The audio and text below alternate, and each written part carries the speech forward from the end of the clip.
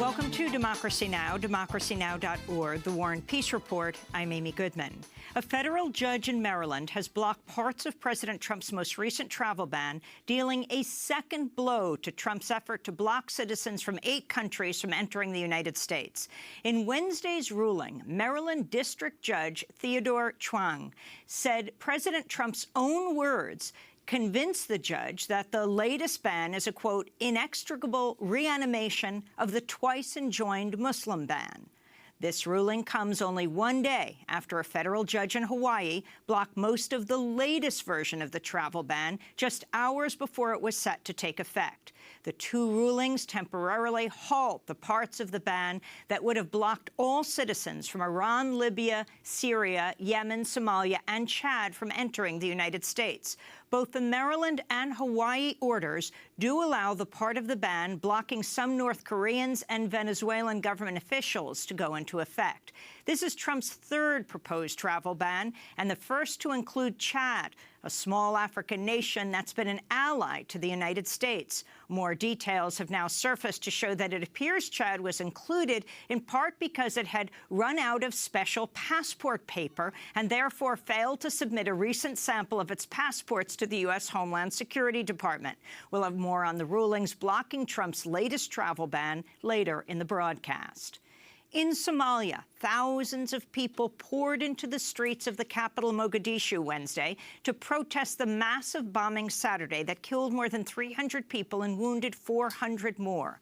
The protest was a response to a call by Mogadishu's mayor to show unity in the face of the attack, which has been blamed on the militant group al-Shabaab. This is Mogadishu resident Fatima Noor. I feel for every Somali family that's lost their loved one in the attack. That's why we came out here to protest against what happened on Saturday. We're ready to defend our people against attack. Once again, I call for Somali people to be united in our country. On Wednesday, Pope Francis also prayed for the victims of the Mogadishu massacre, which was the worst in Somalia in a decade. I'd like to express my grief for the massacre that took place a few days ago in Mogadishu, Somalia, which killed more than 300 people, including some children. This terrorist act deserves the most severe condemnation, also because it targets an already strained population. I pray for the dead and wounded, for their families, and for the entire population of Somalia.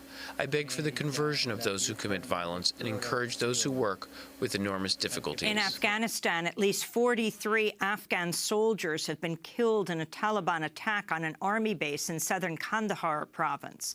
A separate Taliban attack in the north of Afghanistan killed 6 police officers. This comes only one day after a wave of Taliban attacks against the Afghan military left at least 80 people dead on Tuesday. U.S. Secretary of State Rex Tillerson said Wednesday he holds the Burmese military responsible for the brutal ongoing ethnic cleansing campaign against Rohingya minorities, which has killed thousands and driven 500,000 Rohingya into bordering Bangladesh. Well, we're extraordinarily concerned by what's happening with the Rohingya in Burma. I've been in contact with Aung San Suu Kyi, the leader of the civilian side of the government. As you know, this is a power-sharing government that has emerged in Burma. We really hold the military leadership accountable for what's happening with the Rohingya area.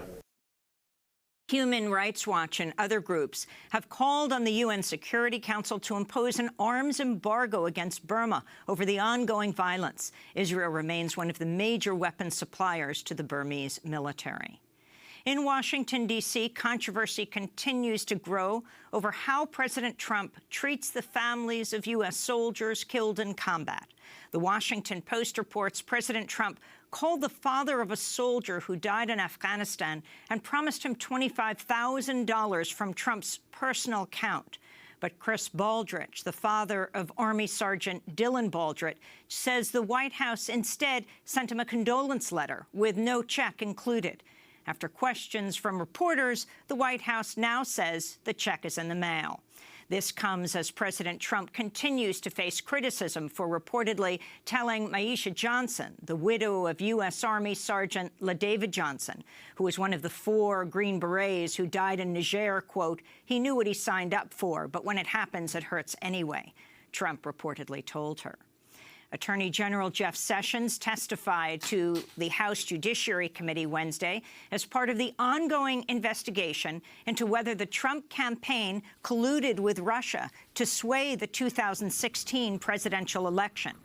During his testimony, Sessions insisted he has the right to jail journalists. This is Sessions being questioned by Minnesota Senator Amy Klobuchar. Will you commit to not putting reporters in jail for doing their jobs?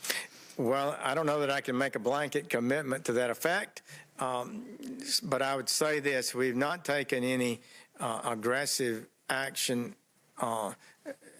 against the media at this point, but we have matters that involve the most serious national security issues that put our country at risk, and we will utilize the authorities that we have legally and constitutionally if we have to. NBC is reporting a shakeup inside the Democratic National Committee has ousted some longtime officials over their opposition to DNC Chair Tom Perez. The shakeup is part of an ongoing struggle between the insurgent progressive wing of the DNC, fueled by Vermont Senator Bernie Sanders, and the DNC's more centrist wing, which Perez represents. Among those ousted, James Zogby, head of the Arab American Institute, prominent Sanders supporter, and Barbara Kaspar-Cyperstein, the first transgender member of the DNC. In Florida, Governor Rick Scott has declared a state of emergency in Alachua County ahead of today's scheduled speech by white supremacist Richard Spencer at the University of Florida in Gainesville. Thousands of people are expected to attend protests aimed at preventing Spencer from speaking this afternoon. Richard Spencer was one of the headline speakers during the white supremacist rally in Charlottesville, Virginia in August, where the white nationalists and neo-Nazis killed one anti-racist protester and injured dozens others. In Britain, government figures show hate crimes have surged to record-high levels over the last year, with more than 80,000 hate crimes reported between March 2016 and March 2017.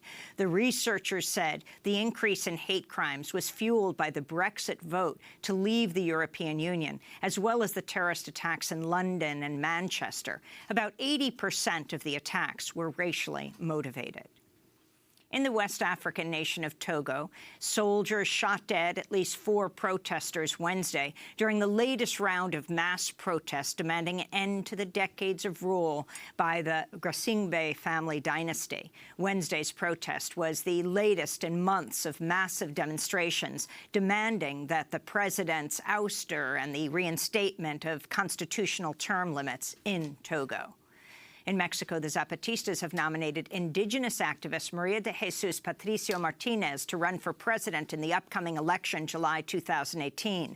Patricio Martinez is spokesperson for the National Indigenous Congress. She said the government's poor response to a massive earthquake 1 month ago helped convince her to run for the presidency. Entonces queda claro. It became clear that for those in power, those of us from below don't matter. So what do we have to do? We have to organize ourselves. This is our proposal. We have to organize ourselves and extend our hands to all and put an end to this capitalist system, this patriarchal system, this racist and classist system. We are experiencing this firsthand. Back in the United States and California, nearly 150 women, including legislators and lobbyists, have come forward to denounce widespread and pervasive sexual harassment in California's capital.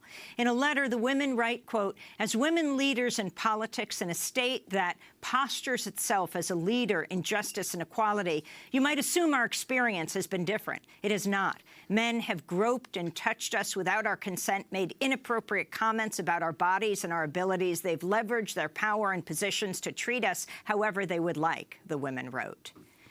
In New York City, 2 New York police officers are being investigated for rape after an 18-year-old girl said the 2 undercover officers handcuffed her during a traffic stop, put her in the back of an unmarked police van. Then, while she was still handcuffed, One of the cops raped her and both forced her to perform oral sex on them, she said. Testing shows the DNA of the two police officers, Richard Hall and Eddie Martins, was found on the teenager. The two police officers are claiming the act was consensual. An award-winning journalist, Rita Henley Jensen, has died at the age of 70. Jensen was a domestic violence survivor who in 2000 founded Women's E-News, then the only independent daily news service focusing on women. She also founded the Jane Crow Project, an investigative news outlet focused on how racial and gender bias affects women's health and reproductive rights. She died Wednesday morning after a long battle with cancer. And those are some of the headlines. This is Democracy Now!, democracynow.org, The War and Peace Report. I'm Amy Goodman. And I'm Nermeen Sheikh. Welcome to our listeners and viewers around the country and around the world.